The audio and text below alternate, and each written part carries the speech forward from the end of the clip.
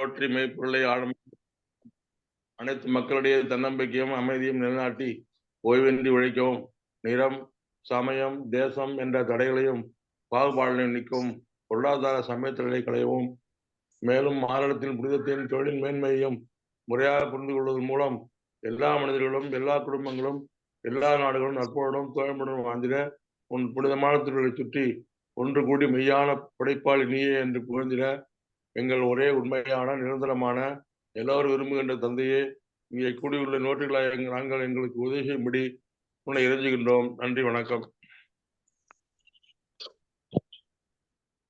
நன்றி சார். நிகழ்ச்சியின் அடுத்த நிகழ்வாக நமக்கு தொடர்ந்து ஒவ்வொரு வாரமும் செவ்வாய்க்கிழமை குப்பஞ்சர் வகுப்புகளை சிறப்பாக எடுத்து வரும் இலக்கியவாணன் ஐயா அவர்கள் இன்றும் நமக்கு இந்த குப்பஞ்சரி தொடர் வகுப்புகளை அளிக்க இருக்கிறார்கள். இன்று நமக்கு அந்த பல்ஸ் டயக்னேஷன், அதாவது நாடி பரிசோதனை பற்றி நமக்கு கடந்த வாரம் அற்புதமாக விளக்கம் அளித்து சிறப்பித்தார்கள். அந்த நிகழ்வின் தொடக்கத்தை இன்று அளிக்க இலக்கியவாணன் ஐயா அவர்களை அன்புடன் கேட்டுக்கொள்கிறோம்.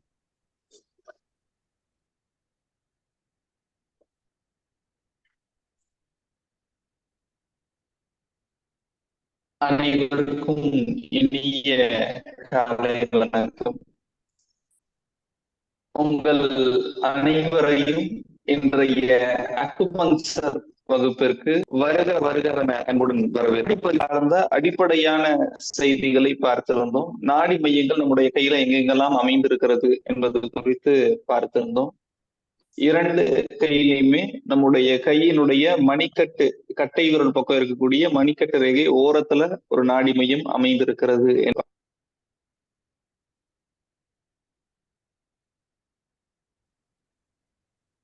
அடுத்த நாடி மையம் நம்முடைய மணிக்கட்டு எலும்புக்கு உட்புறமாக இருக்கக்கூடிய பள்ளத்தில் இருக்கிறது என்று பார்த்தோம். இரண்டாம் நாடி மையத்திலிருந்து பக்கத்துல ஒரு விரல் வச்சா அங்க இருக்கக்கூடிய ஒரு தசை நாரின் மேல் மூன்றாவது நாடி மையம் இருப்பதாக பார்த்திருந்தோம்.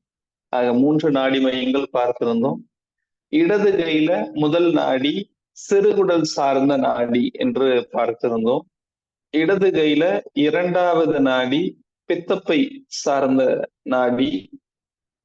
இடது கையில மூன்றாவது நாடி சிறுநீர்ப்பை சார்ந்த நாடி. ஆக 3 நாடிகள் இங்கு அமைந்திருக்கின்றன. அதே மாதிரி வலது கையில முதல் நாடி பெருங்குடல் சார்ந்த நாடி. வலது கையில இரண்டாவது நாடி இரைப்பை சார்ந்த நாடி. வலது கையில மூன்றாவது நாடி மூவெப்ப மண்டலம் சார்ந்த நாடி. ஆக 6 நாடி மையங்களை பார்த்திருக்கிறோம். இந்த 6 நாடி மையங்களையும் மேலோட்டமாக தொடரும். இதுக்கு பேரு சூப்பர்ஃபிஷியல் பல்ஸ் அப்படின்னு பேரு. இந்த 6 நாடி மையங்களையுமே நீங்க மேலோட்டமா தான் தொடரும். சரி, இந்த நாடி மையத்துல நாடி துடிப்பு இருக்கிறதா இல்லையா என்பதை மட்டும்தான் நாம் கவனிக்க வேண்டும். உதாரணமா முதல் நாடி மையத்தை தொட்டு பார்க்கிறோம். தொட்டு பார்க்கும்போது நாடி துடிப்பு இருக்கா இல்லையா அப்படிங்கிறத மட்டும்தான் பார்க்கணும். இந்த மாதிரி 6 நாடி மையங்களையுமே நாடி துடிப்பு இருக்கா இல்லையா அப்படிங்கிறத மட்டும்தான் பார்க்கணும். இப்ப எல்லாருமே ஒரு முறை உங்களுக்கு நீங்களே பார்த்துக்கோங்க. இதுக்கு சிகிச்சை அப்படின்னு வரும்போது எந்த நாடி மையத்துல நாடி துடிப்பு இல்லையோ அதன் சொந்த புள்ளியில சிகிச்சை கொடுக்கணும் அப்படின்னு சொல்லி சென்ற வகுப்புல சொல்லி இருந்தோம். அது மட்டும் வழி கிடையாது. 3 முறையில மொத்தமா சிகிச்சை கொடுக்கலாம். எனக்கு இப்போ பெருங்குடல் சார்ந்த நாடி துடிப்பு இல்லை அப்படின்னு வச்சுக்குவோம். பெருங்குடல் சார்ந்த நாடி துடிப்பு எனக்கு இல்லை அப்படின்னு வச்சுக்குவோம். எனக்கு நாடி பார்க்கும்போது பெருங்குடல் சம்பந்தப்பட்ட நாடி துடிப்பு இல்லை. பெருங்குடல் நாடி எங்க இருக்கு அப்படின்னா என்னுடைய வலது கையின் முதல் நாடி மையம், பெருங்குடல் சம்பந்தப்பட்ட நாடி துடிப்பு. நான் பெருங்குடல் சார்ந்த சொந்த புள்ளியில் சிகிச்சை கொடுக்கலாம், இது முதல் முறை. அல்லது பெருங்குடல் சக்தி ஓட்ட பாதையில் இருக்கக்கூடிய தாய் புள்ளியில் சிகிச்சை கொடுக்கலாம், இரண்டாவது முறை. அல்லது பெருங்குடல் சார்ந்த தாயின் தாய் புள்ளியில் சிகிச்சை கொடுக்கலாம், மூன்றாவது முறை. அதாவது பெருங்குடல் சக்தி ஓட்ட பாதையில, அதாவது பெருங்குடல் நாடி இல்லை அப்படின்னா 3 வகையாக சிகிச்சை கொடுக்கலாம். முதலில் அதில் இருக்கக்கூடிய சொந்த புள்ளியை தேர்வு செய்து சிகிச்சை கொடுக்கலாம். அல்லது பெருங்குடல் சக்தி ஓட்ட பாதையில் இருக்கக்கூடிய தாய் புள்ளியில் சிகிச்சை கொடுக்கலாம். அல்லது பெருங்குடல் சக்தி ஓட்ட பாதையில் இருக்கக்கூடிய தாயின் தாய் புள்ளியில் சிகிச்சை கொடுக்கலாம். மூன்றுல ஏதாவது ஒரு புள்ளியில் சிகிச்சை கொடுக்கலாம். ஐயா ஸ்கிரீன் ஷேரிங் எனேபிள் பண்ண முடியுங்களா ஐயா? அதான் பண்றேங்க. நெட்வொர்க்கே ஸ்லோவா இருக்குங்க. குரல் தெளிவா கேட்கலீங்களா ஐயா? கேக்குது, விட்டு விட்டு வந்துச்சு, இப்ப கேக்குது.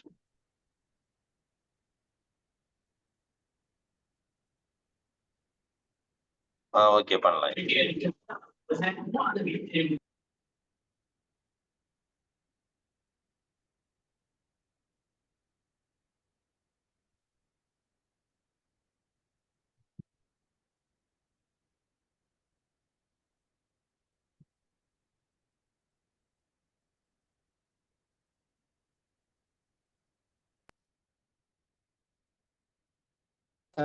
இது மாதிரி ஒரு அட்டவணை முன்னாடியே ஆயத்தப்படுத்த சொல்லிடுவோம். இந்த ஆயத்தப்படுத்துனீங்க அப்படின்னா எது சொந்த புள்ளி, எது தாய் புள்ளி, எது தாயின் தாய் புள்ளி அப்படின்றத நீங்க எளிமையா கண்டுபிடிச்சிடலாம்.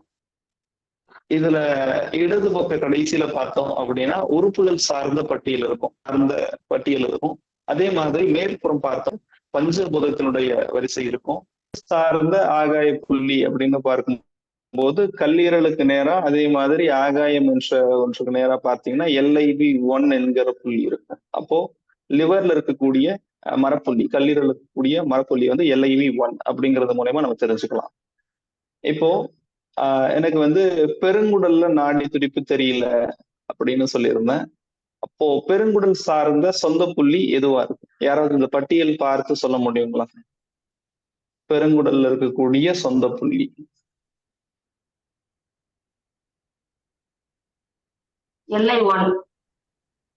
LI1. சிறப்பு. பெருங்குடல் சக்தி ஓட்ட பாதைக்கு நேரா, காற்றுக்கு நேரா இருக்கக்கூடியது LI1. தாய் புள்ளி எது நம்ம சொல்லலாம்? LI2. தாய் புள்ளி, அதாவது காற்றினுடைய தாய் எதுன்னு சொல்லலாம்? முதல் பஞ்சபூதம் நெருப்பு, நெருப்புக்கு அடுத்து நிலம் தோன்றியது, நிலத்துக்கு அடுத்து காற்று தோன்றியது. சிறப்புங்க. காற்றுக்கு அடுத்து நீர் தோன்றியது, நீருக்கு அடுத்து மரம் தோன்றியது. அப்போ காற்றினுடைய தாய் வந்து நிலம். அப்போ LI11 என்பது தாய் புள்ளி. தாயின் தாய் புள்ளி எந்த புள்ளி சொல்லலாம்? LI5. LI5. சிறப்பு. அப்போ பெருங்குடல் சக்தி ஓட்ட பாதையில் இருக்கக்கூடிய சொந்த புள்ளி LI1, தாய் புள்ளி LI11, தாயின் தாய் புள்ளி LI8. இந்த 3 புள்ளிகள்ல ஏதாவது ஒரு புள்ளி தேர்வு செஞ்சு சிகிச்சை கொடுக்கலாம். இப்போ ஒரு நபருக்கு பெருங்குடல் நாடி துடிப்பு இல்லை அப்படின்னா LI1 கொடுக்கலாம், அல்லது LI11 கொடுக்கலாம், அல்லது LI5 கொடுக்கலாம். இந்த 3 புள்ளியில ஏதாவது ஒரு புள்ளி. இந்த 3 புள்ளிகள்ல எது அதிசிறப்பு வாய்ந்த புள்ளி அப்படின்னு பார்க்கும்போது எப்போதுமே தாயின் தாய் புள்ளி வந்து அதனுடைய பலன் வந்து ரொம்ப விரைவா கிடைக்கும். நாடி துடிப்பு இல்லாத பட்சத்துல 3 புள்ளியில எது வேணாலும் பயன்படுத்தலாம். குறிப்பா தாயின் தாய் புள்ளியை பயன்படுத்துவது சிறப்பு. இப்போ ஒரு நபருக்கு சிறுகுடல்ல நாடி துடிப்பு இல்லை, சிறுகுடல் நாடி எங்க இருக்கு? யாராவது சொல்ல முடியுங்களா? எந்த கையில, எந்த மையத்துல இருக்கு?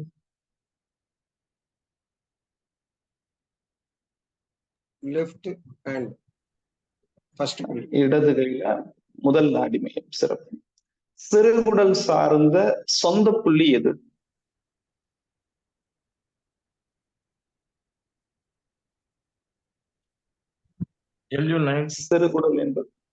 சிறுகுடல் என்பது நெருப்பு மூலகம் சம்பந்தப்பட்டது. அப்போ சிறுகுடல்ல இருக்கக்கூடிய நெருப்பு புள்ளி எதுன்னு பார்த்து சொல்ல முடியுங்களா? சிறுகுடல்ல இருக்கக்கூடிய SI5. சிறப்பு. தாய் புள்ளி, சிறுகுடலின் தாய் புள்ளி எது? SI3. சிறுகுடலின் நீர் புள்ளி SI2. சிறப்பு, சிறப்பு, சிறப்புங்க. அப்போ ஒரு நபருக்கு சிறுகுடல்ல நாடி துடிப்பு இல்லை அப்படின்னா SI5 என்கிற புள்ளியை பயன்படுத்தலாம். அல்லது SI3 என்கிற புள்ளியை பயன்படுத்தலாம், அல்லது SI2 என்கிற புள்ளியை பயன்படுத்தலாம். இப்போ ஒரு நபருக்கு பித்தப்பையில நாடி துடிப்பு இல்லை, அவருக்கு எந்தெந்த புள்ளிகளை பயன்படுத்தலாம்? GB41. சிறப்புங்களா. GB41 பயன்படுத்தலாம், அல்லது GB43. சிறப்பு, GB43 பயன்படுத்தலாம், அல்லது GB44. சிறப்பு சிறப்புங்கம்மா. இந்த 3 புள்ளியில ஏதாவது ஒரு புள்ளியை பயன்படுத்தலாம். நம்முடைய உடல்ல ஒரு மூலகத்துல நாடி துடிப்பு இல்லை அப்படின்னா, அதாவது ஒரே ஒரு நாடி துடிப்பு மட்டும் தெரியல யான் நாடி பரிசோதனையில அப்படின்னா, இந்த 3 புள்ளிகள்ல ஏதாவது ஒரு புள்ளியை தேர்வு செய்து சிகிச்சை கொடுக்கும் போது அது எந்த தொந்தரவா இருந்தாலும் படிப்படியா குணமாகும். இந்த ஒரு மூலக சீர்கேடு, அதாவது இந்த புள்ளியை எப்படி தேர்வு செஞ்சு கொடுக்கணும் அப்படிங்கறது சார்ந்து யாருக்காவது என்ன சந்தேகம் இருக்குங்களா? 3 புள்ளி சொல்லுங்க. சொந்த புள்ளி, தாய் புள்ளி, தாயின் தாய் புள்ளி, இந்த 3 புள்ளியில ஒரு புள்ளியை தேர்வு செய்து சிகிச்சை கொடுக்கணும். சொந்த புள்ளி அப்படிங்கிறது எந்த உறுப்பு பாதிக்கப்படுகிறதோ அந்த உறுப்பில் இருக்கக்கூடிய அதே மூலகம் சார்ந்த புள்ளி. உதாரணமா பெருங்குடல்ல நாடி துடிப்பு இல்லை அப்படின்னா, பெருங்குடல்ல காற்று பிளஸ் காற்று, பெருங்குடல் வந்து காற்று மூலகம் சம்பந்தப்பட்ட உறுப்பு, காற்று பிளஸ் காற்று புள்ளி வந்து சொந்த புள்ளி அப்படின்னு சொல்லுவோம். அப்படி பெருங்குடல்ல இருக்கக்கூடிய புள்ளி LI1. தாய் புள்ளி அப்படின்னு வரும்போது காற்றினுடைய தாய் நிலம். அப்போ பெருங்குடல் சக்தியோட பாதையில் இருக்கக்கூடிய நிலப்புள்ளி வந்து தாய் புள்ளி அப்படின்னு அழைக்கிறோம். அப்போ பெருங்குடலினுடைய தாய் புள்ளி LI11. காற்று மூலகத்தினுடைய தாயின் தாய் நிலம் பெருங்குடல்ல இருக்கக்கூடிய நிலப்புள்ளி வந்து LI5. இந்த 3 புள்ளிகள்ல ஏதாவது ஒரு புள்ளியில சிகிச்சை கொடுத்துக்கலாம்.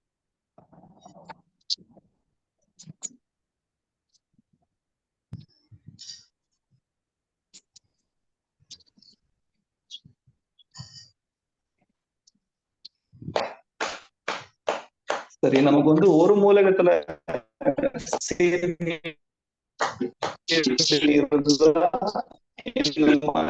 சிகிச்சை கொடுக்கலாம்.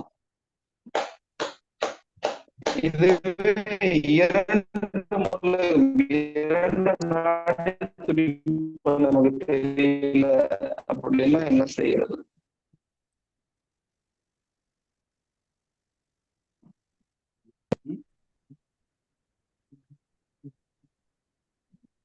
இரண்டு மூலக சமநிலை குலைவு நம்முடைய உடல்ல ஏற்பட்டா எப்படி சிகிச்சை கொடுக்கறது? அதாவது ஒரு நாடி துடிப்பு தெரியல அப்படின்னா நம்ம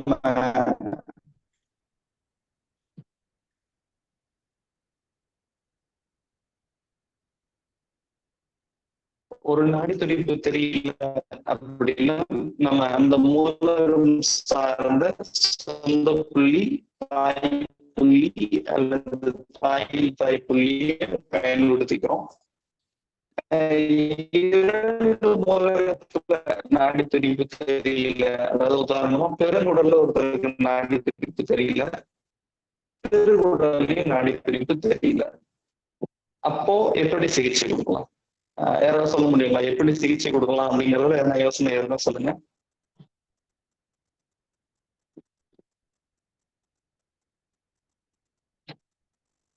ஒரே ஒரு புள்ளியில சிகிச்சை. இதுல நம்ம செய்ய வேண்டிய ஒரு விடயம் என்ன அப்படின்னா, அந்த 2 மூலகங்களையும் இணைக்கக்கூடிய புள்ளியில் சிகிச்சை கொடுக்கணும். சிறுகுடல் என்பது நெருப்பு மூலகம் சார்ந்த உறுப்பு, பெருங்குடல் என்பது காற்று மூலகம் சார்ந்த உறுப்பு. பெருங்குடல்லையும் நாடி துடிப்பு இல்லை, சிறுகுடல்லையும் நாடி துடிப்பு இல்லை. அப்போ சிறுகுடலில் இருக்கக்கூடிய காற்று புள்ளியில் சிகிச்சை கொடுக்கலாம், அல்லது பெருங்குடலில் இருக்கக்கூடிய நெருப்பு புள்ளியில் சிகிச்சை கொடுக்கலாம். காற்று மூலகம், நெருப்பு மூலகம் 2 மூலகத்துல நாடி துடிப்பு இல்லை, 2 மூலகத்துல சமநிலை புள்ளி இருக்கு. அந்த 2 மூலகங்களையும் இணைக்கக்கூடிய புள்ளியில் சிகிச்சை கொடுக்கிறோம், அவ்வளவுதான். சிறுகுடல் என்பது பாதிக்கப்பட்ட உறுப்பு, பெருங்குடல் என்பது பாதிக்கப்பட்ட உறுப்பு. சிறுகுடல்ல இருக்கக்கூடிய காற்று புள்ளி, பெருங்குடலை இணைக்க வேண்டும் என்பதால் சிறுகுடலில் இருக்கக்கூடிய காற்று புள்ளியில் சிகிச்சை கொடுக்கிறோம், அல்லது பெருங்குடலில் இருக்கக்கூடிய நெருப்பு புள்ளியில் சிகிச்சை கொடுக்கிறோம். சிறுகுடலில் இருக்கக்கூடிய காற்று புள்ளி என்ன? யாருக்காவது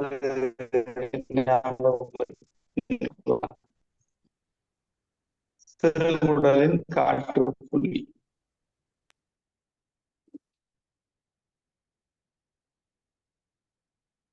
LI2 LI2ங்க.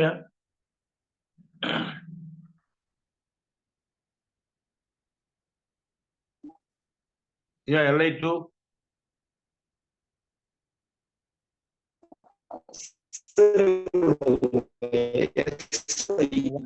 ஆகுது.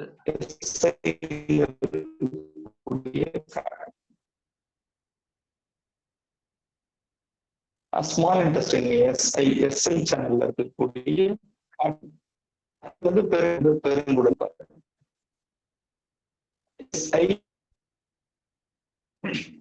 ஐயா வாய்ஸ் SI1 என் வாய்ஸ் கிடைக்கல.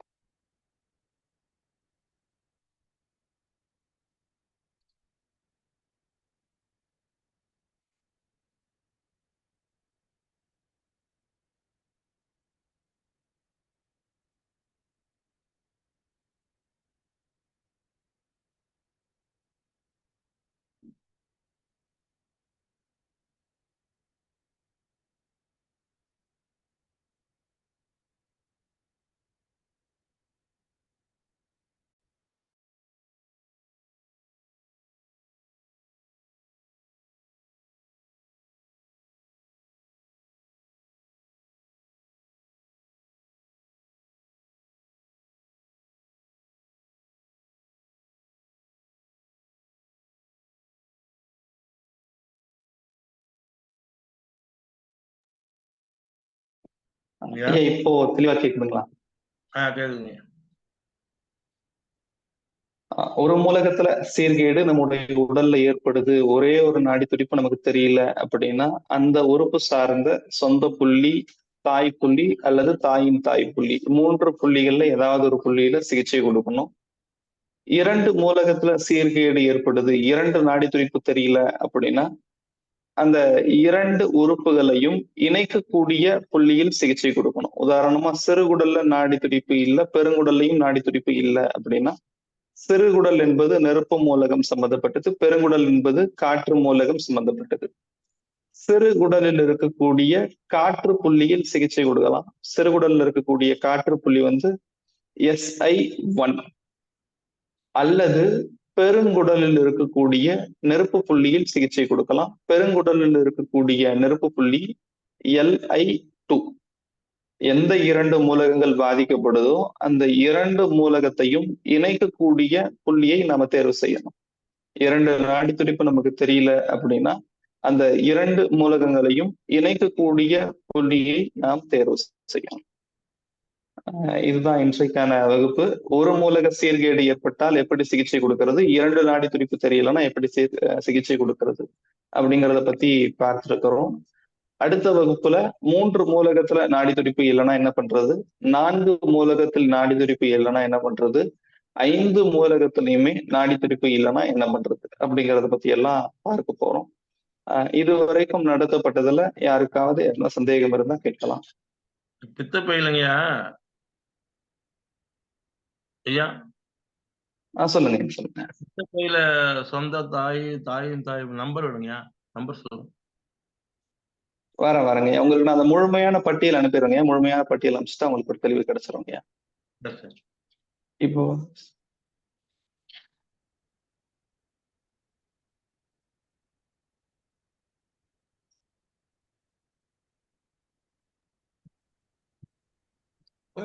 LI2 LI5 வருங்களா?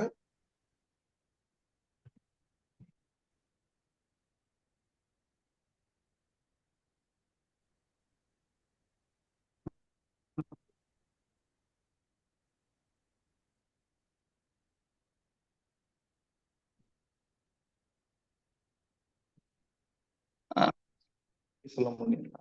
இதை கேட்கல. LI2 வருங்களா LI5 வருங்களா நெருப்பு பெருங்குடல் புள்ளி? LI1 பெருங்குடல்ல இருக்க LI1 என்பது காற்று புள்ளிங்கய்யா, காற்று பிளஸ் காற்று. LI2 என்பது காற்று பிளஸ் நிலை என்பது காற்று பிளஸ் நிலம். LI5 என்பது காற்று பிளஸ் நெருப்பு.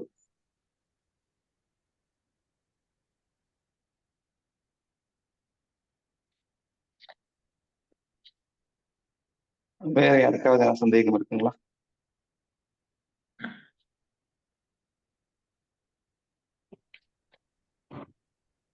நன்றி நன்றி. சிறப்பு ஐயா. சந்தேகங்கள் இருந்தா கண்டிப்பா கேட்டிருப்பாங்க சந்தேகங்கள் நினைக்கிறேன். சந்தோஷம். இன்றைய நிகழ்வில் நமக்கு அற்புதமாக அந்த அக்குபஞ்சரின் வகுப்பு, அதாவது நமக்கு எந்த குறைபாடுகள் பல்ஸ் எந்த அளவுக்கு நமக்கு வந்து 2 புள்ளிகள் வந்து எந்த குறைபாடுகள் இருந்தால் எப்படி நிவர்த்தி பண்ண முடியும் என்ற ஒரு அற்புதமான ஒரு நிகழ்வை இன்னைக்கு வந்து சரி செய்திருக்காங்க. அதுக்கு பல்வேறு நபர்கள் உங்களோட கருத்துக்களை கேட்க சொல்றது உங்களோட அனுபவங்களையும் சிறப்பா காட்டுது. ஏன்னா எல்லாருமே வந்து இதுல வந்து பிராக்டிஸ் பண்ணிட்டு இருக்கீங்கன்னு நினைக்கிறோம். சந்தோஷம், வாழ்த்துக்கள். இன்றைய நிகழ்வில் அற்புதமாக நமக்கு இந்த அக்குபஞ்சர் வகுப்புகளை சிறப்பித்துக் கொடுத்த இலக்கியவாணன் ஐயா அவர்களுக்கு நெஞ்சார்ந்த நன்றிகளையும் வாழ்த்துக்களையும் தெரிவித்துக் கொள்கிறோம். நன்றி நன்றி ஐயா. மற்றும் அவங்களுக்கு வந்து பாத்தீங்கன்னா நம்ம சிதம்பரத்துல அன்னைக்கு முந்தா நாள் நடத்தின கடந்த ஞாயிற்றுக்கிழமை நடத்தின நிகழ்வுல ஐயா வந்து நம்ம வந்து சொன்னோன்னே ஒத்துக்கிட்ட அந்த நேரடி நிகழ்வுல வந்து சிறப்பாக மனமது செம்மையானா என்ற ஒரு அற்புத தலைப்புல வந்து நமக்கு அந்த வகுப்பு எடுத்தாங்க. எல்லாருமே சந்தோஷப்பட்டாங்க. ஐயாவோட அந்த வகுப்பு வந்து சிறப்பா இருந்துச்சு அப்படிங்கிறத வந்து எல்லாரோட கருத்துக்களும் இருந்துச்சு. அந்த வகையில அந்த சிதம்பரம் வகுப்பை நமக்கு அற்புதமாக வடிவமைத்து கொடுத்து ஒரு நிகழ்வை நமக்கு சிறப்பித்து கொடுத்த இலக்கியவாணன் ஐயா அவர்களுக்கு அந்த நன்றிகளையும் வாழ்த்துக்களையும் தெரிவித்துக் கொள்கிறோம். நன்றி நன்றி ஐயா.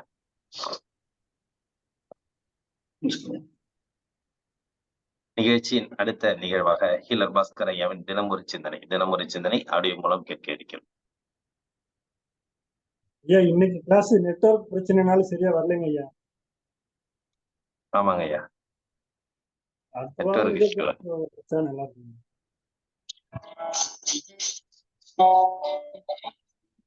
விவசாயம் சீர்படுத்தும் நிர்வாகம்.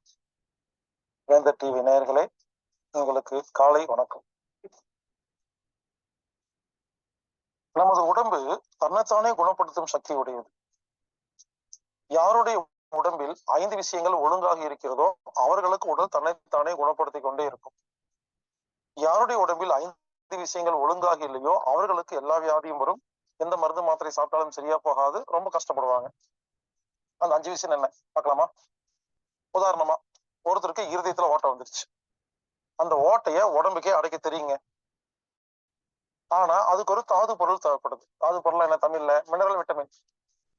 பாருங்க, உங்க ரத்தத்துல அந்த மினரல் விட்டமின் கெட்டு போச்சு. அது என்னன்னு கேட்காதீங்க, எனக்கும் தெரியாது, உடம்பு கொண்டுதான் தெரியும். அப்போ இறுதிய ஓட்டையை அடைக்க தேவையான ஒரு தாது பொருள் உங்கள் ரத்தத்தில் கெட்டு போயிருக்குன்னு வச்சுக்கோங்களேன். உடம்புக்கு அறிவு இருக்குன்னு நான் சொன்னேன்னா, இது என்ன பண்ணுது? கெட்டுப்போன தாது பொருளை எடுத்துட்டு போய் அதை அடைக்க ட்ரை பண்ணுது, அடைய மாட்டேங்குது. அப்ப சிகிச்சை எதுக்கு பண்ணணும்? இருதயத்துக்கு இல்ல, ரத்தத்தில் உள்ள இறுதிய ஓட்டையை அடைக்க வேண்டிய தாது பொருள் தரம் குறைஞ்சிருக்கு இல்லையா, அதை சரி பண்ணி வச்சா இந்த ஓட்டை அடைஞ்சிரும். இதுதான் நம்ம ஃபார்முலா. இது ஒண்ணு. ரத்தத்தில் ஒரு தாது பொருள் கெட்டு போனா உடம்பு தன்னைத்தானே குணப்படுத்த முடியாது. இதை எப்படி சரி பண்றதுன்னு சொல்லி கொடுப்பாங்க. 2வது, இறுதிய ஓட்டை அடைக்கிறதுக்கு தேவையான ஒரு தாது பொருள் உங்கள் ரத்தத்துல இல்ல, தீர்ந்து போச்சு. அப்ப என்ன ஆகும்? அப்ப அடைக்க முடியாது. சமையல் ரூம்ல ஒரு பொருள் இல்லைங்க, அதை வச்சுதான் சமையல் பண்ணணும். இல்ல, என்ன பண்ணுவீங்க? அப்ப உடம்புக்கு அறிவு இருந்தாலும் ஒரு பொருள் இல்லைன்னா செய்ய முடியாதா இல்லையா? அப்ப என்ன நடக்குதுன்னு கேட்டீங்கன்னா, நமது ரத்தத்தில் சில தாது பொருள் தீர்ந்து போறதுனாலதான் உடம்பு தன்னைத்தானே குணப்படுத்த மாட்டேங்குது. அப்படி யாருக்காவது ரத்தத்துல தாது பொருள் தீர்ந்து போச்சுன்னா அதை இயற்கையா எப்படி சரி பண்றதுன்னு நாம சொல்லி கொடுத்துட்டு இருக்கிறோம். 3வது, ரத்தத்தின் அளவு குறைந்தால் உடம்பு தன்னைத்தானே குணப்படுத்தாது. இங்க பாருங்க, நம்ம ஹைட்டு வெயிட் வயசு இருக்கு இல்லையா, அதுக்கு தகுந்த மாதிரி ரத்தத்துக்கு அளவு இருக்குதுங்க. நம்ம உடம்புல 5 லிட்டரு 4 லிட்டரு 4.5 கணக்கு இருக்குது, ஹைட்டு வெயிட்டு தகுந்த மாதிரி. அது கரெக்டா இருக்கணும். அப்பதான் உடம்பு குணப்படுத்திட்டே இருக்கும். இந்த ரத்தத்தின் அளவு குறைந்தா அதுக்கு என்ன பேர் சொல்றாங்க? அனிமிக். ஹீமோகுளோபின் கவுண்ட் கம்மி, ரத்த சோகைன்னு சொல்றாங்களா?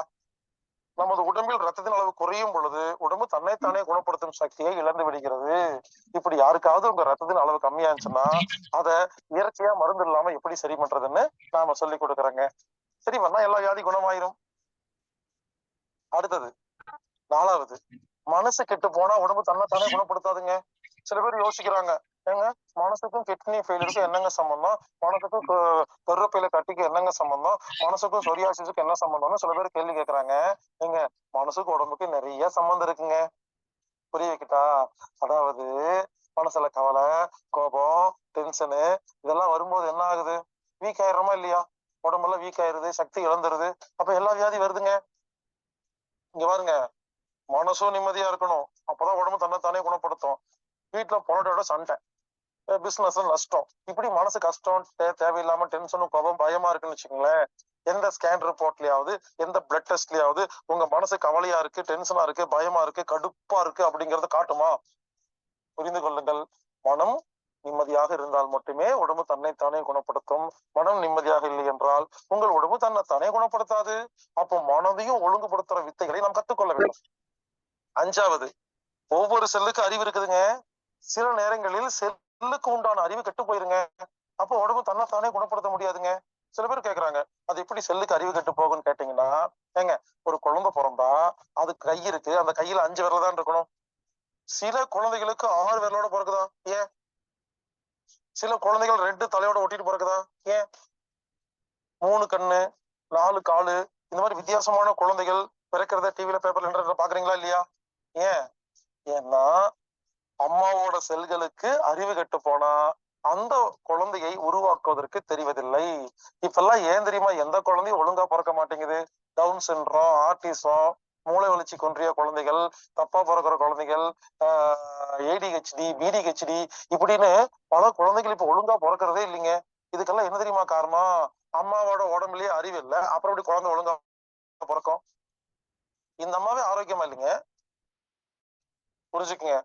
மொத்தம் 5 ரீசன் சொல்லியிருக்கேன், எல்லாம் மனப்பாடம் பண்ணிக்கங்க. நம்ம உடம்புல உச்சி முதல் உள்ளங்கால் வரை எந்த உறுப்பில் எந்த வியாதி வந்தாலும் உடம்பு தன்னைத்தானே குணப்படுத்தும். யாருக்கு?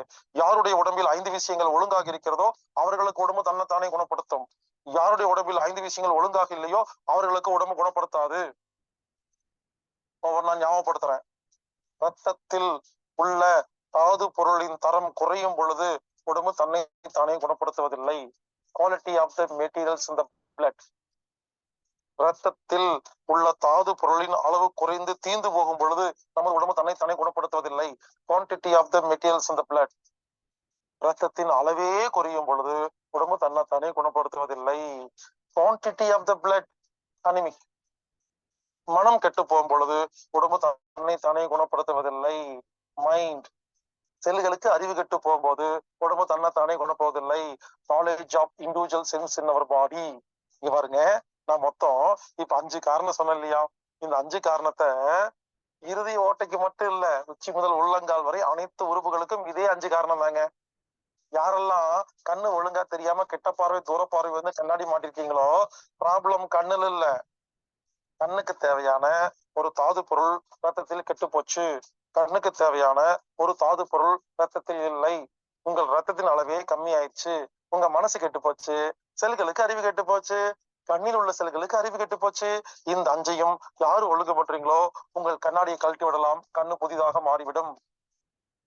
கிட்னி ஃபெயிலியர், இது எப்படி சரி பண்றது? இதுக்கு இதே தாங்க.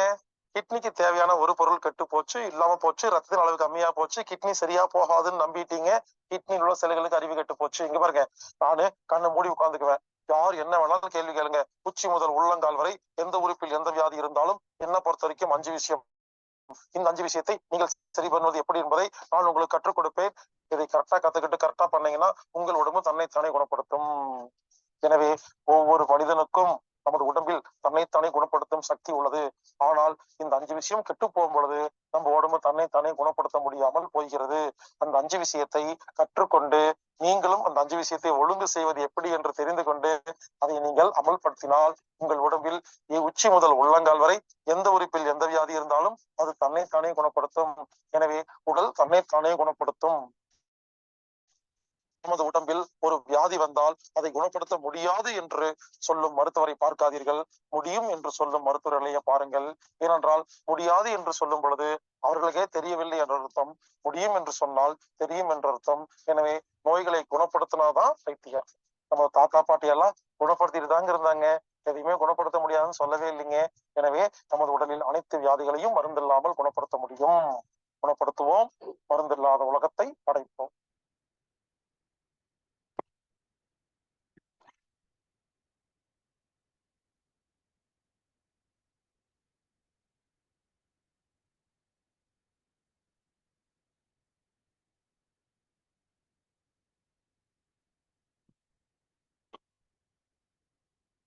நன்றிங்கய்யா. இன்றைய வேளையில் அற்புதமாக நமக்கு சிந்தனைகள் அளித்து சிறப்பித்த இளபாஸ்கர் ஐயா அவர்களுக்கு நன்றிகளையும் வாழ்த்துக்களையும் தெரிவித்துக் கொள்கிறோம். நிகழ்ச்சியின் அடுத்த நிகழ்வாக நமக்கு இன்று பயிற்சி முறைகளையும் வாசனங்களையும் செய்ய இருக்கும் ஆசான் கண்ணப்பன் ஐயா அவர்களையும் பூங்குடி கண்ணப்பனம்மா அவர்களையும் இந்த நேரத்திலே வாழ்த்துக்களையும் தெரிவித்துக் கொண்டு இன்றைய நிகழ்வில் அற்புதமாக நமக்கு ஆசன பயிற்சிகளை விளக்கங்களோடு அளித்து சிறப்பிக்க ஆசான் கண்ணப்பன் ஐயா அவர்களை அன்புடன் கேட்டுக்கொள்கிறோம். அனைவருக்கும் இனிய காலை வணக்கம். ஐயா கேக்குதுங்களா? கேக்குதுங்க. கேக்குதுங்களா? கேக்குது கேக்குது கேக்குது. நல்லதுங்க ஐயா. சூப்பரா இருக்கு. மனமது ஐயா சூப்பரா இருக்குங்க. என்னங்க ஐயா? அருமையா இருக்குங்க. நல்லதுங்க ஐயா. இப்போ நம்ம பார்க்கக்கூடிய விஷயங்கள்ல நண்பர் ஐயா சற்று நேரத்துக்கு முன்னாடி விளக்கம் கொடுத்தாங்க. அதுக்குள்ள இந்த யோகத்துக்கும் அக்குபஞ்சருக்கும் என்ன தொடர்பு அப்படிங்கிறத வந்து கொஞ்சம் நம்ம அதை பார்க்க போறோம். இந்த யோக நிலையில பாத்தீங்கன்னா ஒவ்வொரு நாடுகளுக்கும் ஒவ்வொரு நாடியில மூச்சோடுது அப்படின்னு சொல்லப்படுது. இப்போ ஒரு இந்த நாள்ல நல்ல காரியம் பண்ணல, இந்த நாள்ல நல்ல காரியம் வேண்டாம் அப்படிம்பாங்க. குறிப்பா வந்து ஞாயிற்றுக்கிழமை, அப்புறம் வியாழக்கிழமை,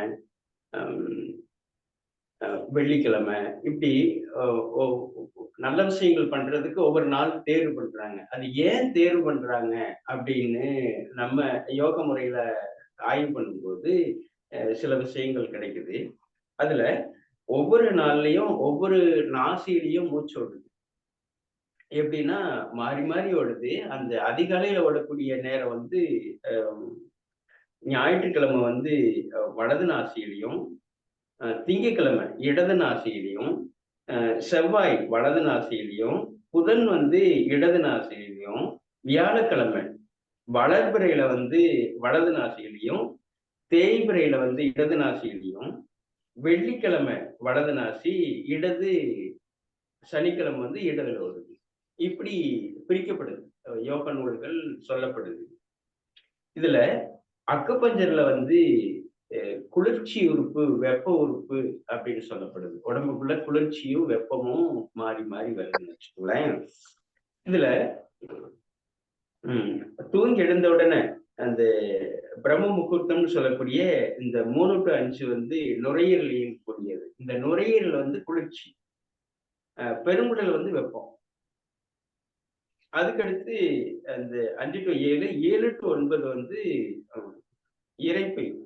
இந்த இரைப்பை வந்து வெப்பமானது, மண்ணீரல் வந்து குளிர்ச்சியானது, இதயம் குளிர்ச்சி, சிறுகுடல் வெப்பம். அதே போல சிறுநீர்ப்பை வெப்பமானது, சிறுநீரகம் குளிர்ச்சி, பெரிகார்டியம் குளிர்ச்சி, மூவெப்ப மண்டலம் வெப்பம், பித்தப்பை வெப்பம், கல்லீரல் குளிர்ச்சி. இப்படியான இந்த உறுப்புகள்ல வந்து இப்படி மாற்றம் இருக்கு. இதுலயே வந்து ஒரு குறிப்பிட்ட நேரத்துக்கு ஒரு முறை வந்து இந்த வலது நாசி இடது நாசி மாறி மாறி வருது. இப்படி ஒரு நுட்பமான, உலகத்திலேயே வியக்கத்தக்க ஒரு இயந்திரம் எவ்வளவோ கண்டுபிடிச்சிருக்காங்க. ஆனா இந்த உடம்பு மாதிரியான ஒரு சிஸ்டம் வந்து இனிமேல் உருவாக்கவும் முடியாது, உருவாகவும் முடியாது. ஏன்னா ஒரு வாழைப்பழத்தை போட்டா எந்த இயந்திரத்திலையும் ரத்தமா மாற்றக்கூடிய தன்மை வந்து கிடையவே கிடையாது. அது உடம்புக்கு மட்டும்தான் உண்டு. அது இயற்கையானது, இயற்கை. அப்படி இந்த நாசி ஓட்டத்துக்கும் இந்த உறுப்புகளுக்கு சம்மந்தம் உண்டு அப்படிங்கிறத நம்ம இந்த நேரத்துல வந்து ஆய்வா வைக்கிறோம். இது உண்மையும் கூட. அப்போ இந்த வெப்பமான உறுப்பு, குளிர்ச்சியான உறுப்பு அப்படிங்கிறதெல்லாம் நம்ம வந்து அக்குபஞ்சர் தத்துவத்துல இருக்கு. இந்த நாசி ஓட்டத்தையும் வந்து 2 மணி நேரத்துக்கு ஒரு முறை, 4 மணி நேரத்துக்கு ஒரு முறை மாறுது அப்படிங்கிறதும் திருமந்திரத்துல சொல்லப்படுது. அப்போ இந்த உறுப்புகள் உள்ள மாறுபட்டு இயங்கும் பொழுது சுவாசம் மாறுபடுது. அந்த சுவாசம் மாறுபடும் பொழுது உள்ளுறுப்புகள் வந்து மாறுபடுது. இந்த இயற்கையினுடைய சுழற்சிக்கு இந்த உடம்பு வந்து அதுக்கு ஒத்துழைச்சு தகவமைச்சு போயிட்டே இருக்கு. இப்படியான விஷயங்கள்ல அந்த உறுப்புகளை வந்து சீரடைகிறதுக்கு இந்த 6 உறுப்பு, ராஜ உறுப்பு, 6 உறுப்பு, துணை உறுப்பு. இந்த ராஜ உறுப்புகளையும் துணை உறுப்புகளையும் பார்க்கக்கூடிய புள்ளிகள் தான் இந்த நாடி பரிசோதனையில சற்று முன்னு பார்த்தோம். இதுல இந்த ராஜ உறுப்புகளுக்கு தேவையான பிளட் சர்க்குலேஷனை போறத வந்து முதுகுத்தண்டு வழியாக தான் போகுது அப்படின்னு நம்ம ஏற்கனவே பார்த்துருக்கோம். அந்த முதுகுத்தண்டை சீராக்குவதற்கு நாம் ஏற்கனவே அந்த பயிற்சியை கொடுத்துருக்கிறோம். பல முறை வலியுறுத்தி இருக்கிறாங்க. இறைமதனும் ஐயாவும் வலியுறுத்தி இருக்காங்க. அந்த பயிற்சியை வந்து மகராசனம், இப்போ எப்படிப்பட்ட நபர்களா இருந்தாலும் நம்ம வந்து ஒரு யோகா பயிற்சியாளராக இருந்தாலும் அதுக்குள்ள நம்ம சிகிச்சை பண்ணிக்கிட்டு இருக்கிறதுனால நம்ம அந்த மகராசனத்தை வரவங்களுக்கு எல்லாம் வலியுறுத்தணும். அல்லது எங்கெல்லாம் மன்றங்கள் இருக்குதோ அங்கெல்லாம் போய் நீங்க செய்துக்குங்க அப்படின்னு கூட நம்ம வலியுறுத்தி சொல்றோம். அப்படிப்பட்ட மகராசனத்தை நினைவுபடுத்துற வகையில நம்ம மறுபடியும் பார்க்க போறோம். இந்த இப்போ பேசக்கூடிய விஷயமும் இப்ப பேசின விஷயமும் இந்த வெப்ப உறுப்பும் குளிர்ச்சி உறுப்பும் இந்த வெப்ப காற்றும், வலது வெப்பம் இடது குளிர்ச்சி, இதற்கும் ஒரு நெருங்கிய தொடர்பு உண்டு. அதனால வந்து நீங்க ஒவ்வொரு முறையும் எதுல ஓடுது அப்படிங்கிறத ஒவ்வொரு நாள் நீங்க கவனிச்சுக்கிட்டே இருந்தீங்க அப்படின்னா நம்முடைய செயல்பாட்டுல வந்து தவறு இல்லாம பார்த்துக்கிறதுக்கு நிறைய அடடே இப்படி பண்ணிட்டோமே அப்படிங்கிற அளவுக்கு இல்லாம அதுக்கான ஒரு தெளிவான முடிவு கிடைக்கிறதுக்கு வந்து இந்த சர ஓட்டம் வந்து பயன்படும். அதுக்குதான் வந்து அந்த தொழுகை வந்து 4 மணி நேரத்துக்கு ஒரு முறை, ஒரு நாளைக்கு 5 முறை வச்சிருக்காங்க. அந்த முறையும் அந்த அந்த சுவாசம் ஒருத்த நெறிப்பட்டுருது. அதுக்கு பிறகு அவங்களுடைய செயல்பாடு சீராக இருக்குது. அதே போல நம்மும் வந்து அந்த தொழுகை நிலைய அந்த முயலாசனத்தை ஒரு 2 முறை ஆகும், காலை மாலை. அந்த காலை மாலையும் வந்து நீங்க அவசியம் செய்தீங்க அப்படின்னா நிச்சயமாக நம்ம எந்த சிக்கல்லையும் மாட்டிக்காம அந்த சீரான ஒரு வாழ்க்கைக்கு வந்து அது சீரமையும் அப்படிங்கிறத தெரிவிச்சுக்கிட்டு இந்த மகராசனத்தை வந்து நம்ம மறுபடியும் பார்க்க போறோம். வாழ்க வளங்கள். மகராசனத்தை வந்து பூங்குடி அவங்க செய்வாங்க.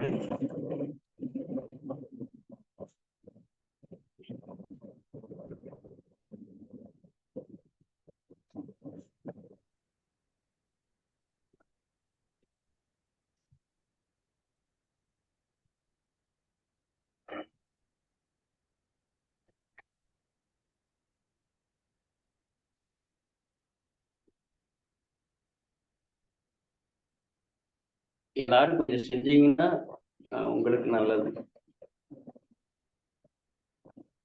செய்யலினா உங்களுடைய ஃபேமிலி டாக்டருக்கு நல்லது.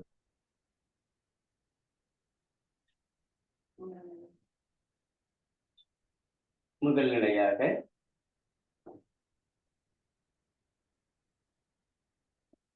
கால் மடக்காம செய்யணுங்க. முட்டி மடங்க கூடாது. கால் வலப்பக்கம் போகும்போது தலை இடப்பக்கமாக மாறி மாறி செய்யணுங்க. முட்டி மடங்காமல் செய்யணும். நேராக இருக்கணும்.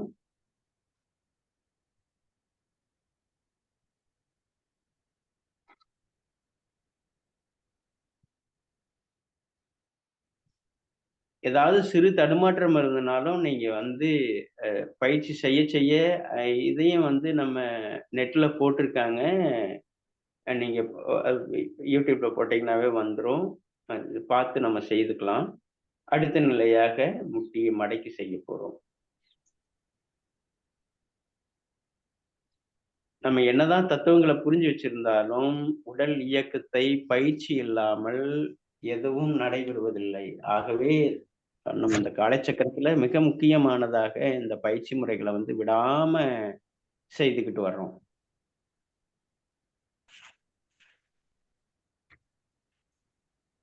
ஒரு நிதானமான மூச்சு. அடுத்ததாக வலது காலை எடுத்து இடது கால் மேல் போட்டு வலப்பக்கமாக திரும்பி தலை இடப்பக்கமாக.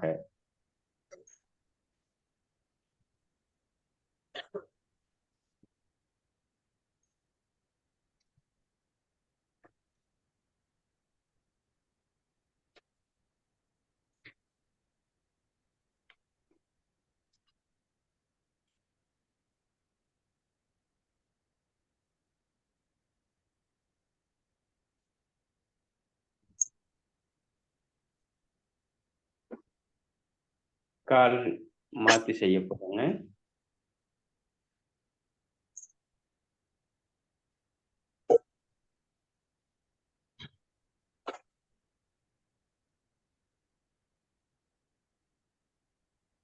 அந்த முதுகு தண்டுவடத்துல வரக்கூடிய பிரச்சனைகளுக்கு அந்த L4 L5 செர்விக்கல்ல வரக்கூடிய பிரச்சனை, சாஞ்சு நடக்கிறது, இது எல்லாமே சரியாகும்.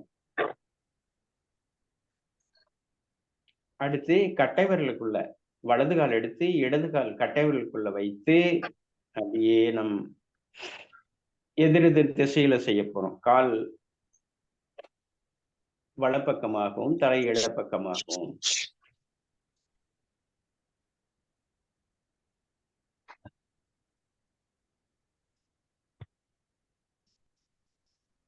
முட்டி மடங்காம செய்யணுங்க. நேராக இருக்கணும்.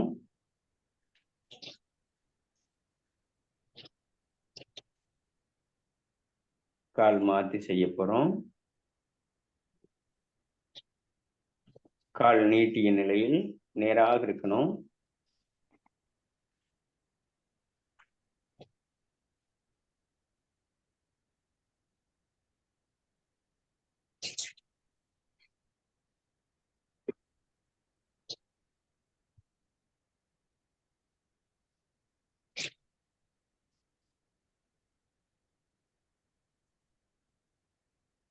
ஆழ்ந்த மூச்சுக்கு பிறகு அடுத்து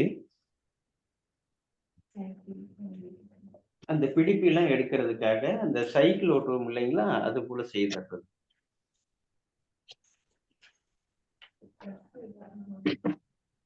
அடுத்து அப்படி கவிழ்ந்து படுத்த நிலையில்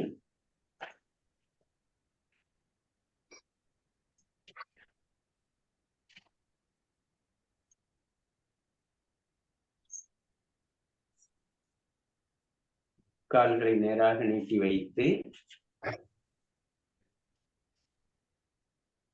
எதிரெதிர் திசையில்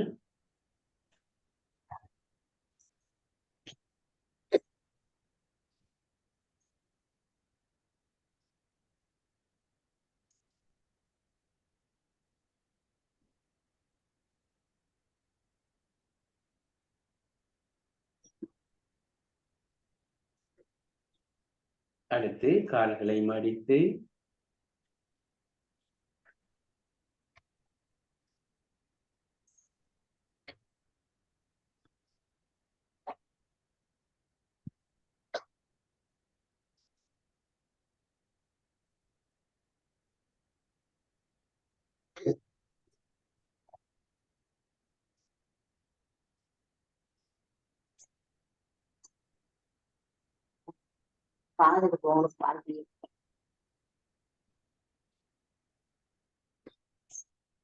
கட்டை விரலை குதிகால் நரம்புகள் இடுக்குகளில் வைத்து நன்றாக ஒரு துணியை முறுக்கி புழிந்தா எப்படி இருக்கும் அந்த மாதிரி நம்முடைய உடலை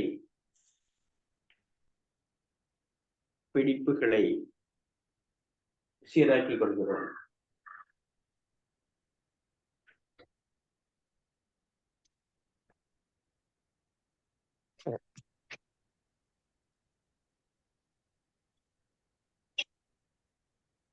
முழுக்க இது முதுகுத்தண்டை நேராக்குவது, மேலும் முதுகுத்தண்டை நேராக்குவதோடு மட்டுமல்லாமல் நம்முடைய ஜீரண உறுப்புகளை சீர்படுத்தக்கூடிய நிலையில் இருக்கு.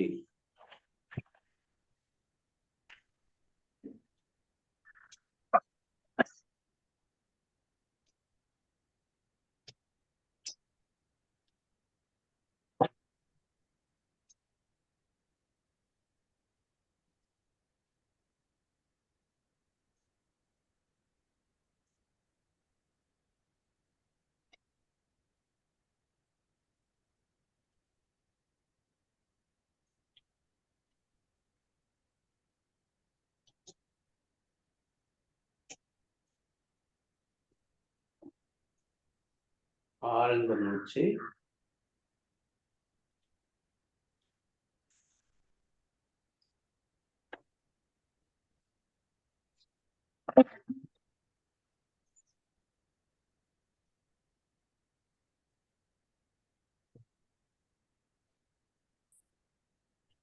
அடுத்ததாக இந்த முதலை வளையும் இல்லைங்களா, அந்த மாதிரி நம்ம உடம்ப வந்து முதுகுத்தண்டை இன்னும் சீராக்குவதற்கான பயிற்சியாக நம்ம இதை பார்க்கிறோம்.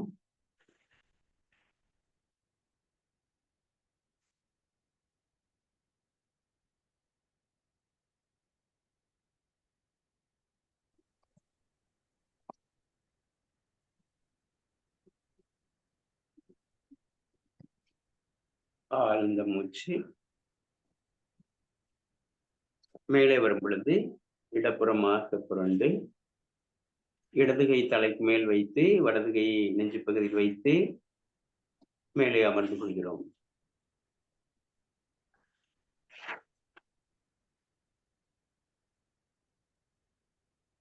அந்த பல நபர்களுக்கு அந்த கீழே இருக்கக்கூடிய அந்த எல்போரல் பையிலையோ அல்லது செர்விக்கல்லையோ வரக்கூடிய பிரச்சனைகளுக்கு அறுவை சிகிச்சை செஞ்சிடறாங்க. முறையான வர்மா சிகிச்சையாளர்கள் அல்லது முதுகுத்தண்டு சீராக்கிறதுக்கான பயிற்சியாக அந்த கோர்ஸாக கூட இன்னைக்கு படிச்சுட்டு செஞ்சுக்கிட்டு இருக்காங்க. அந்த மாதிரியான நபர்கள்கிட்ட போய் நம்ம பார்த்தோம் அப்படின்னோம்னா அந்த முதுகுத்தண்டில் கை வைக்காத அளவுக்கு நம்முடைய முதுகுத்தண்டை சீராக்கி கொள்ள முடியும். ஒரு வீட்டுக்கே வந்து அந்த சென்டர்ல இருக்கக்கூடிய சட்டம் தான் பிரதானமானதுன்னு சொல்லுவோம். அப்போ முதுகுத்தண்டு தான் ஒருத்தருக்கான ஆரோக்கியத்திற்கான நிகழ்வு. ஒருத்தருக்கு முதுகுத்தண்டு சரியில்லை, ஒருத்தர் சாஞ்சு நடக்கிறாங்களே அப்படின்னாவே அது சார்ந்த உறுப்புகளுக்கு ரத்த ஓட்டம் போய் சேராது. அந்த ரத்த ஓட்டம் போய் சேராதனால அவங்களுக்கான அந்த நெகட்டிவ் தாட்ஸ் வந்துடும். அவங்க வந்து எதிர்மறை சிந்தனையாளராகவே மாறிடுவாங்க.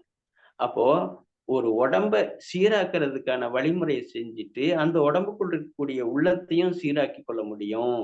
இப்படி உடம்பு வேறு உள்ளம் வேறு அப்படின்னு பிரிச்சு பார்க்காம இதையும் சரி பண்ணணும் அதையும் சரி பண்ணணும். ஒரு திடம்பட மெய்ஞானம் சேரணும் அப்படிங்கிறார். அப்ப திடம்பட மெய்ஞானம் சேரணும் அப்படின்னா உடம்பு உறுதியாக வச்சுக்கணும். ஒரு திடமான உடம்புக்குள்ளதான் திடமான அறிவு வரும் அப்படின்னு சொல்லப்படுது.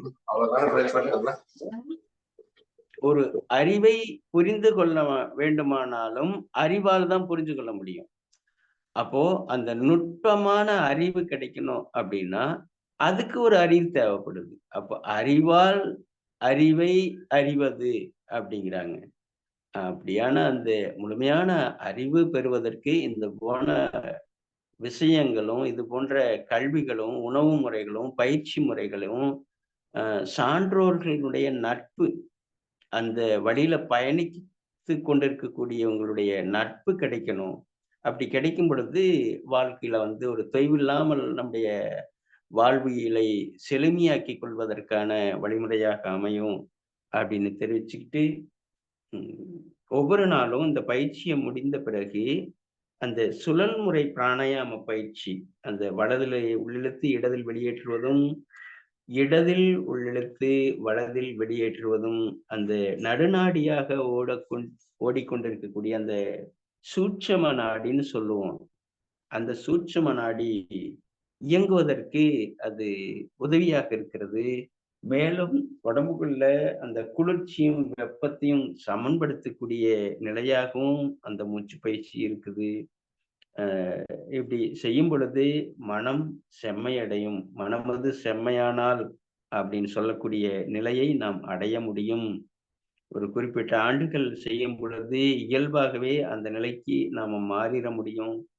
நாம் சொல்லக்கூடிய வார்த்தைகள் எல்லாமே அது ஒரு மந்திர வார்த்தைகளாக அமையும் அப்படின்ட்டு திருமூலர் சொல்றாரு. அதனால் ஒவ்வொரு நாளும் இதில் நடக்கக்கூடிய விஷயங்களை உள்வாங்கி வாழ்வில் நடைமுறைப்படுத்தி நமக்கும் பிறருக்கும் ஒரு பயனுடைய வாழ்வாக அமைய வேண்டுமென எல்லாம் வல்ல இறையாற்றலை வேண்டிக் கொண்டு பிறிதொரு சந்தர்ப்பத்தில் சந்திப்போம் என வாழ்க வளமுடன், வாழ்க வையகம்.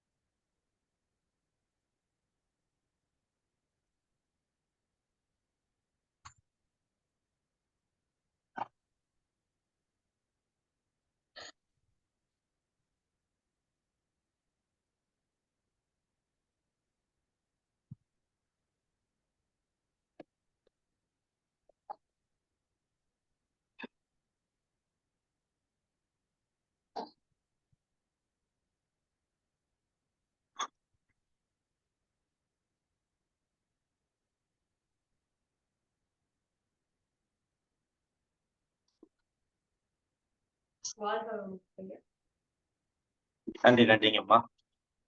இன்றைய வேளையை நமக்கு அற்புதமாக ஆசன பயிற்சிகளை அளித்து சிறப்பித்துக் கொடுத்த ஆசான் நல்லசிவம் ஐயா, கண்ணப்பன் ஐயா அவர்களுக்கும் பூங்குடி கண்ணப்பன் அம்மா அவர்களுக்கும் இந்த நேரத்தில் நெஞ்சார்ந்த நன்றிகளையும் வாழ்த்துக்களையும் தெரிவித்துக் கொள்கிறோம். ஐயா சொன்னது போல் சில பயிற்சி முறைகளை சொல்லி இன்னைக்கு நமக்கு அற்புதமா விளக்கம் கொடுத்தாங்க. அந்த பயிற்சி முறைகள்னால நம்மளோட எண்ணங்கள் எந்த அளவுக்கு சீரடையும், உடல் எந்த அளவுக்கு தூய்மையடையும், உடல் எந்த அளவுக்கு ஆரோக்கியம் அடையும், நாம் சொல்லும் ஒவ்வொரு வார்த்தையும் நல்ல ஒரு அற்புதமான ஒரு இறை ஆற்றலோடு வார்த்தைகள் நமக்கு அற்புதமாக கிடைக்கும் என்று இன்றைய நிகழ்வுல நம்ம கண்ணப்பனையா சிறப்பன்னைக்கு வகுப்படுத்தாங்க. ஏன்னா நம்ம செய்யற செய்கைகள் என்பது நம்ம ஒரு உயர்ந்த நிலைக்கு முன்னேற்றக்கூடிய சக்தி அந்த உடலுக்கு உண்டு என்பதை நம்ம ஒவ்வொரு நாளும் நம்ம அனுபவிக்க உள்ள இந்த விஷயங்கள் நம்ம தெளிவுபட உள்ள நமக்கு அற்புதமா நடந்துகிட்டு இருக்கு. அந்த வகையிலே இந்த காலச்சக்கரம் அன்பர்களுக்கு தொடர்ச்சியாக பல்வேறு விஷயங்கள் கொடுத்துட்டு இருக்கிறதும் அனைவருக்கும் ஒரு அற்புதமான நிகழ்வு என்று இந்த நேரத்துல சொல்லலாம்.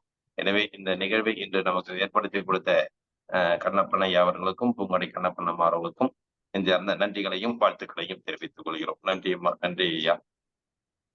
நன்றிங்க ஐயா.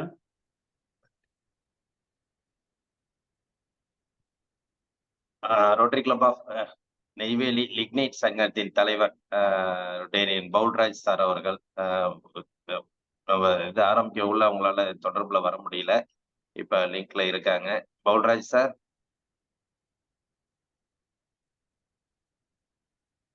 கீழே அன்மியூட் பண்ணீங்க, மியூட்ல இருக்கு பாருங்க.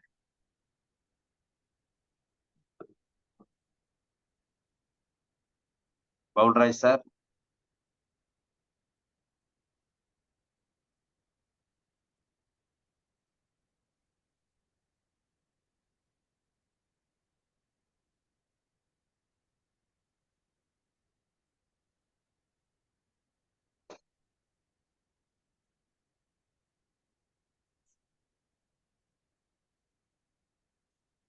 ஓகே, சரி, நன்றி.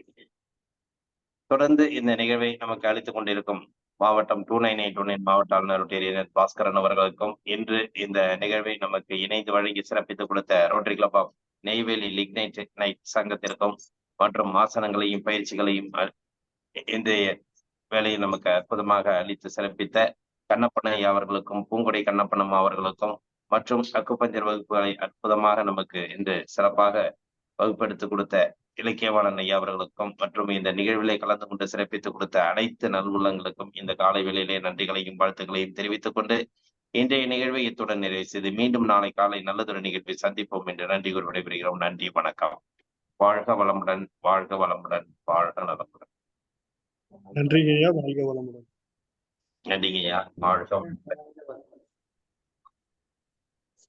நன்றிங்க ஐயா, வாழ்க வையகம், வாழ்க வளமுடன். நன்றிங்க ஐயா, வாழ்க வளமுடன். நன்றி ஐயா, வாழ்க வளமுடன்.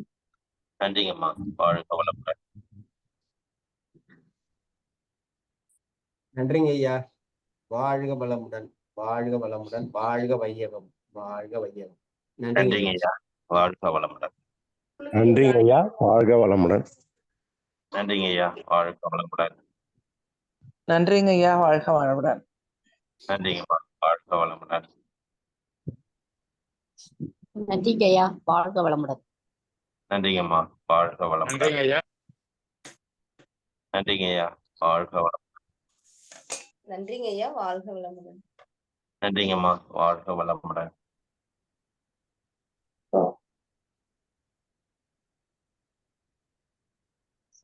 சார் வணக்கம் சார். பேசுறேங்க ஐயா. பார்த்தோம் மழை காலம் வந்துட்டு இடி மின்னலோட வந்துட்டீங்களேன்னு பார்த்தேன், வேற ஒண்ணும் இல்ல. இப்பதான் கொஞ்சம் ஃப்ரீயா ஆனேன், இன்னும் முடியல வேலை. ஆசிரம வேலை, ஆசிரமம் திறப்பு விழா முடிஞ்சிடுச்சு செப்டம்பர் 16. குழுவுல போட சொன்னா போடவே இல்லை பாருங்க நீங்க. ஐயா அது டைட் வேலைங்க ஐயா. அந்த டைம் நான் பழகுவது வந்து போடாதையே விட்டுட்டேன். நான் வந்து பல குழு எல்லாம் கூட வேலை செம டைட் எனக்கு அந்த டைம். எனக்கு அனுப்பி இருந்தா போட்டிருப்பேன். எனக்கு அனுப்பி இருந்தா போட்டிருப்பேன். மறந்துட்டு நான் இப்பதான் ஞாபகம் வருது. நல்லா சிறப்பா நடந்ததுங்க ஐயா. பசிக்கும் உணவுக்கும் இந்த பூமியில் முதல் கோவில் கட்டியது ராணிப்பேட்டை மாவட்டத்துல தாங்க ஐயா. இதெல்லாம் பசிக்கு யாருமே கோயில் கட்டல, மீதிக்கெல்லாம் கோயில் கட்டினாங்க.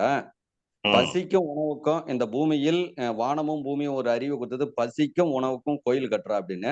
அது கட்டி முடிச்சு திறப்பு விழா பண்ணிட்டேன். அதுல பெரிய ரகசியங்கள்லாம் வச்சிருக்கேன். ரொம்ப ஒரு இதெல்லாம் வந்து ஒரு இன்னைக்கு தஞ்சை பெரிய கோயில பேசுற மாதிரி நான் கட்டிக்கிற கோவிலை வந்து இன்னும் 1000 வருஷம் கழிச்சு உலகம் முழுவதும் பேசுவாங்க. அந்த ரகசியங்களை வச்சு வடிவமைச்சுக்கிறேன். அதுல மெயின் ஆரோக்கிய குழந்தை பிறக்கும். அங்க வச்சுக்கிறதே என்னன்னா எர்த்து ஆரோக்கிய குழந்தை பிறக்கும். அது வந்து நம்ம காலச்சக்கரத்துல நிகழ்த்திடுவோம் அந்த சிறப்பு நிகழ்ச்சியை. சொல்லித்தர மக்களுக்கு எல்லாம் சொல்லி கொடுக்கணும். புல் வேலை முடிஞ்சது, நல்லா சிறப்பா நடந்தது. தமிழர் வேளாண்மை ஞானபிரகாஷ் ஐயாவை தான் சிறப்பு விருந்தினரை வர வச்சிருந்தேன்.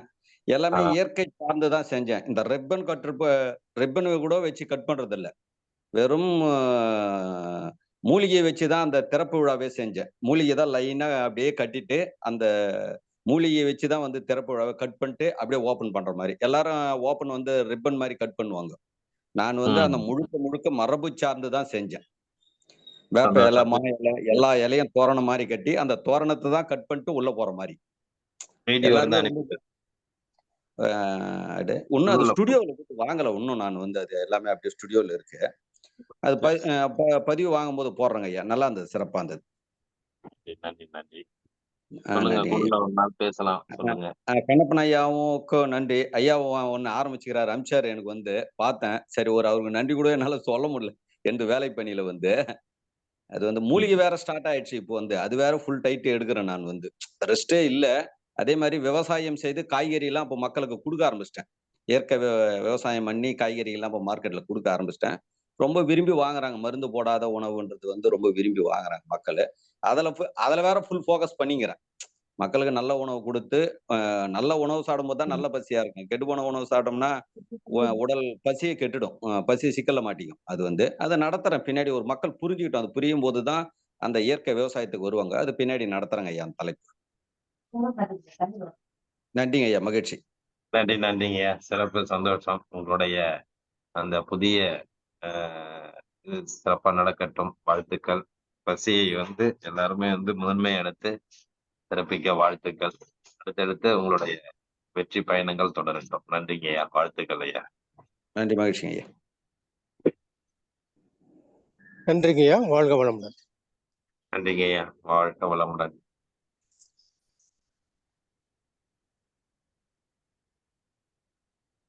குழுவில் உள்ள வாழ்க வையகம், வாழ்க வையகம், வாழ்க வளமுடன். நன்றிங்க ஐயா. வாழ்க வளமுடன். குழுவில் உள்ள அனைவருக்கும் நன்றி. வாழ்க வளம்.